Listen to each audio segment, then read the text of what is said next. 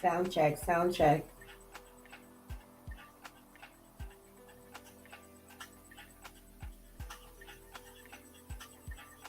Sound check, sound check. Okay. Sounds good. I'm going to give it a few minutes for some people to join. This is the next case that I'm interested in potentially following. I had touched on it the other day with you guys during the other stuff that I was presenting, because I wanted to share it with you guys because it was a point of interest to me. Now, this young woman, age 31, was carjacked in Florida. Let me pull up the timeline and go over the timeline with you guys, because it's rather interesting as far as where the investigation began to where it's currently positioned. It's quite peculiar and interesting, and one that I definitely intend to watch. And as of today, I'm not sure if the authorities have someone in her in custody for the arrest. However, they have arrested someone, which I will get to as we go through this timeline. So here's the timeline as far as reported by, let's see, what news source is this? Gulf 5. I'm assuming that's a local channel in Florida. Hey guys, tap in as soon as you get in. Please be sure to smash that like button for me. I know that this is new content, but it is definitely a case that I'm interested in following and covering and bringing to you guys. So, at an intersection in the Winter Springs area in Winter Springs area of unincorporated Seminole County, Florida. Cell phone video taken just before 6 p.m. on Thursday, April 11th, appears to show a woman being carjacked by an armed cum man. Less than 2 hours and 3 counties away, police discovered a body inside a burning vehicle in Osceola County. And if you're from that county, I'm mispronouncing it, and I do apologize. I'll get with it. I'll be watching the news and learning the pronunciations of your state or city, your city rather, or your county. And while DNA and dental records are pending, Seminole County Sheriff deputies Lima said he's confident it's the same woman. So basically, she was carjacked at Pum Point and then driven 3 counties over, where they actually unalived her and burned up the vehicle. So originally from the Dominican Republic, Catherine. I cannot pronounce her last name, so I'm going to let Siri pronounce it for us. If she would, okay. Diaguas Vivas. That's how her last, Diaguas Vivas. 31 of Homestead, Florida, is a U.S. citizen who has been living in the county for the past 5 years. She and her husband own 2 businesses in Homestead, a barbershop and a beauty salon. Catherine was about 206 miles from home when the car. According to her husband, She was on her way to visit family in Central Florida. However, officials said they found no families or friends in the area. Guys, can you let me know how my volume is with the music, the mood music that I have playing in the background? I can't really tell. I want to make sure that my voice to music ratio is good. Please let me know in the comments. Thank you. On Friday, Lemma held a press conference, which I shared with you guys on Friday when it came out, with the hope that sharing the timeline of events that occurred on April 11th, somebody might be able to offer some information. So they did make a plea to the public for information, and they got some leads. And eventually, I'm just going to fast forward real quick because this clip is going to go into a little bit of the turn of events, but I'm just going to break it down simplified. If you guys full article, you're more than welcome to go over to Golf 5. But I'm going to let the video speak a lot more than for me to like go through this whole thing because it's a long article. But long story short is the husband, which is what I find interesting, right? Her husband reached out to a childhood friend. Said childhood friend was married to a county deputy, a sheriff deputy in the area. And that deputy used the police system to obtain identifying information regarding the case, regarding the detective that's on the case, all of that stuff. He got it and he sent it to the husband. So that deputy got arrested in connection with this investigation for, let me tell you guys what he got arrested for. That deputy has been arrested. Matter of fact, let me pin this real quick while I have it here. Okay, I just pinned it. Here it is. So that deputy has been arrested as of April 15th.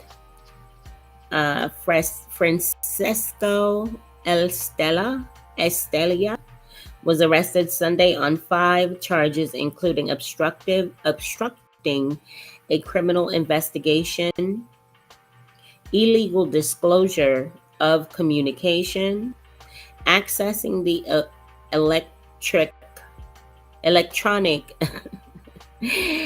accessing an electronic device without authorization, and eavesdropping, and using a two-way communication device to facilitate a felony. Now, what he did in sending the husband the information is indeed against the law. When I saw that there was an arrest made, I automatically was like, oh my goodness, thank goodness they caught these people. Oh my gosh. And then come to find out it was a family friend.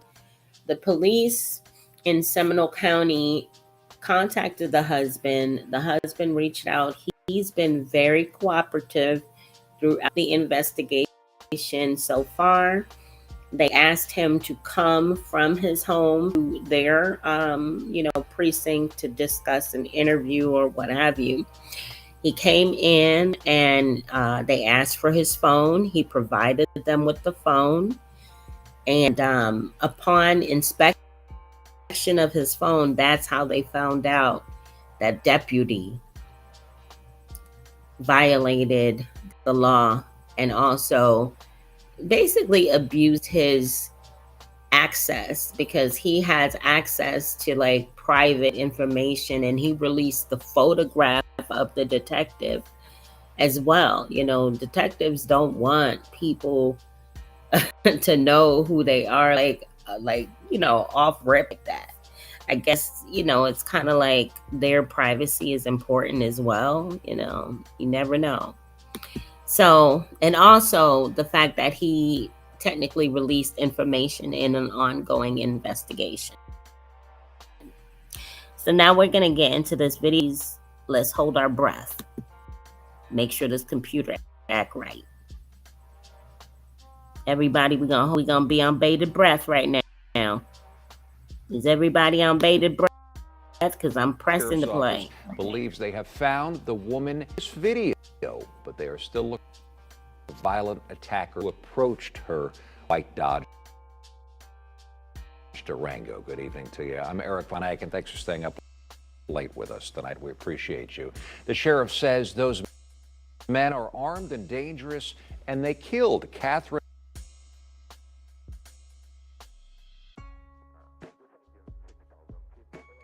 Vivas. After this happened, detectives say ordered at gunpoint, drive to Osceola County, where they found a body, a burning car, and shell casings.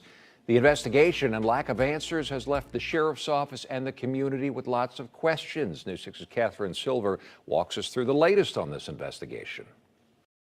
It's video you've seen here on News 6 and all over social media. A masked gunman getting into a car at Tuscaloosa Road and East Lake Drive Thursday night. Witnesses captured this evidence and called for help. On Friday, the sheriff told us the woman inside the white Dodge Durango was followed by this green Acura. And his detectives know that because before this video was taken, she called her husband and told him this.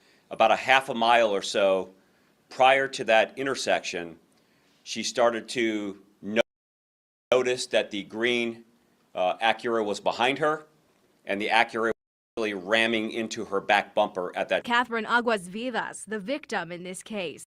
Deputies say her husband told her don't stop, so she kept driving. She came to this red light. That's when one suspect came up to her car. It was time here in this busy intersection. With the gunman in the back seat behind Aguas Vivas, she drives off with the second suspect in the Acura trailing behind. About an hour and 45 minutes later, she was found in Osceola County.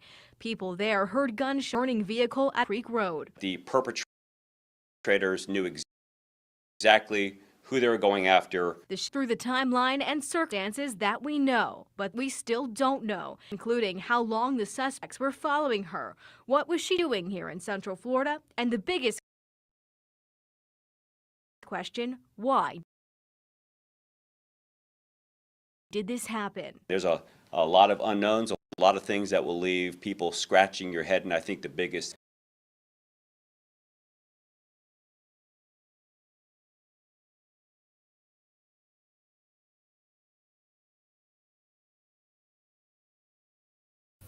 So now you guys have like a general idea about this case, and the fact is it's very, very interesting, and it's like there's a bizarre turn of events in this case with the arrest of the neighboring county sheriff deputy, as well as another unaliving that is connected to this particular case. As far as ballistics, the bullets used in her unaliving match another unaliving of a tow truck driver that was actually towing cars in another county. So I'm gonna continue to play this, guys. Let's again wait on bated breath.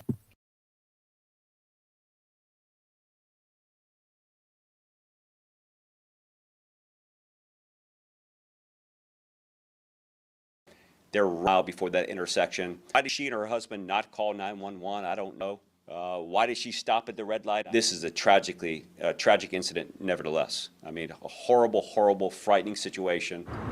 Here's what the sheriff told us his detectives would be working on through the weekend. They're talking to her family in South Florida. Her husband told deputies she was here to visit relatives, but they haven't been able to verify that. They're also asking for your help. A lot of people are talking about this case. Maybe somebody saw something that will give them a new lead. In Seminole County, I'm Catherine Silver, getting results, News 6. Breaking tonight, a man is fighting for his life as police search for the person who stabbed him. The Orange County Sheriff's Office tells us around 6:30, deputies were called to Las Palmas Apartments. That's right nearby the Florida Mall and Weingard Elementary School. Officials say a man in his 30s was stabbed by somebody he knew here. He was taken to the hospital in critical condition. Deputies are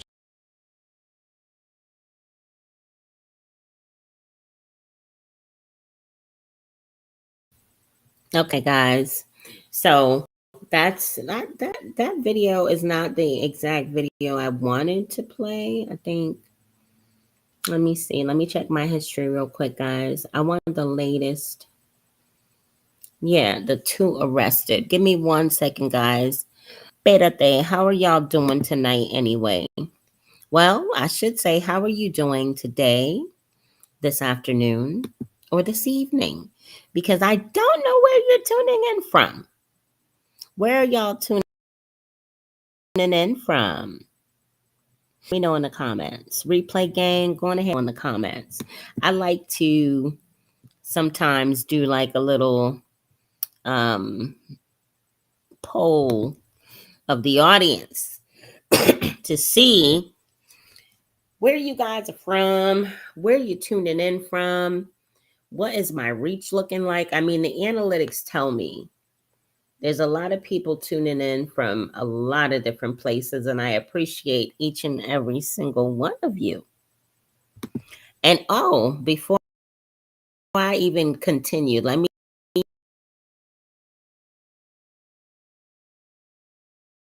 just thank, well, if y'all can hear this sound. I got the other video queued up, but like I was saying, my analytics tell me, you know, I know basically like a grouping, but as far as the breakdown, like cities and stuff like that, if y'all don't mind dropping y'all cities, drop them. I would be interested in knowing. All right, guys. So I got the next video queued up. This is the most recent update on this case, and this will go into the arrests made. So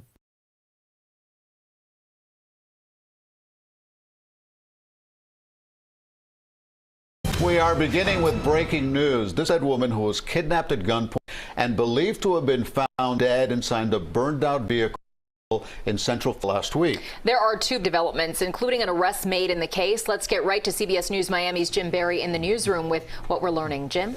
Guys, the Seminole County Sheriff says that an Orange County deputy is under arrest in the kidnapping and suspected murder of Catherine Altagracia Guerrero de Aguas Vivas.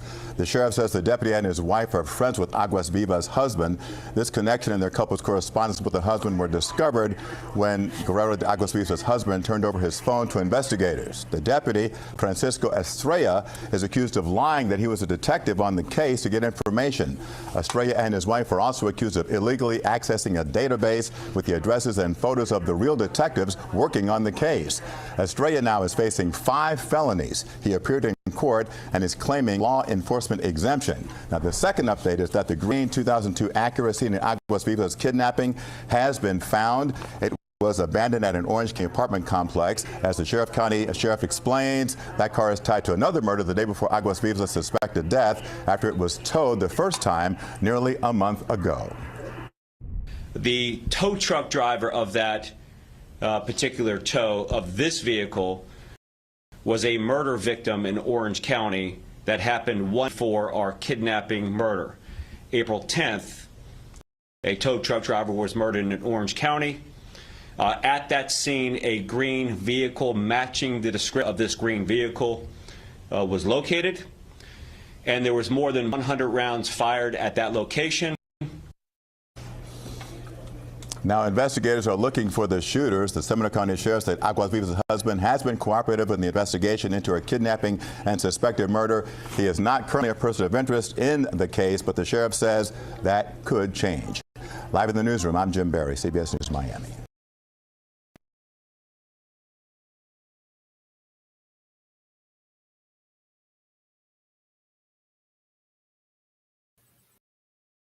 okay, guys. So That's on the case right now. So, like I said, the Orange County deputy sheriff has been arrested. Hold on, I think this window.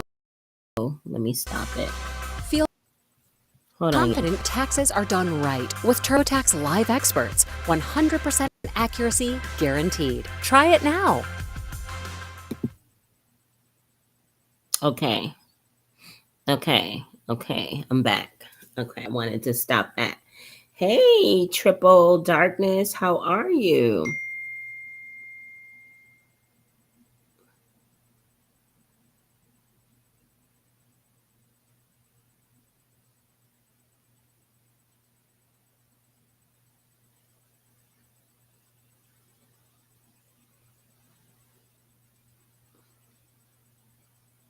Hey, Indiana. Hey, V. Bennett, how are you? Hey, Mick. How are you guys? This is the new case that I had touched on briefly with you guys about on Friday. I think it was Friday. Young 31-year-old woman was carjacked, and they suspect, because they found a car 3 counties over with a body fitting the description. The car fit the description of the lady's car that was carjacked. And, the detectives and the sheriff's deputy feel strongly that it is indeed this woman. They're just waiting on dental records and DNA analysis in order to confirm. The M-worders, because there was more than one. There was one person driving the car that initiated the bumping of her car as she drove. There was someone driving and also a passenger. Once the lady stopped at the red light, the passenger hopped out with what appeared to be a semi-automatic weapon. And I guess instructed her to open the car. She unlocked the car and he got in the back seat. And then she, I guess, was instructed to make a U-turn. And then they found the car, ablaze. And they did match ballistics to the crime that occurred on April 11th. So they feel that there's a strong connection there, but not sure yet. I'm just hoping that technology is good enough to figure out who is involved. I mean, I'm side-eyeing the husband a little bit, y'all, because why did he need to contact that Orange County deputy prior to going in to talk to investigators? Like, why did he want to know what was going on in the case? Or was it a situation where he mentioned it to the friend and the friend thought he was doing like a good favor for him? Because his friend is claiming law enforcement exemption, but this is not a case that he was working on. It's not even in his county. And it was a breach of confidentiality for the actual detectives that are working on the case for him to share their information. So I don't know. It's a doozy. It's bizarre. It's really, really bizarre. And I will continue to watch it and provide updates as they become available. I'm also going to try to learn a little bit more about the victim in this case. I'm going to try to find out a little bit more about, her husband, because this is really, really new. But I'm going to start digging and try to find some stuff. And I'm also going to try to, I don't understand why that officer, it's a nagging. It's got to be nagging the police too. Why would that officer risk his badge to send information to the husband? I feel a sinking feeling that the husband is involved, but we shall see. So, guys, if you're not already subscribed to the channel, be sure to hit that subscribe button, because guess what? I have other content that's on its way and you don't want to miss it. All right, y'all. Until next time.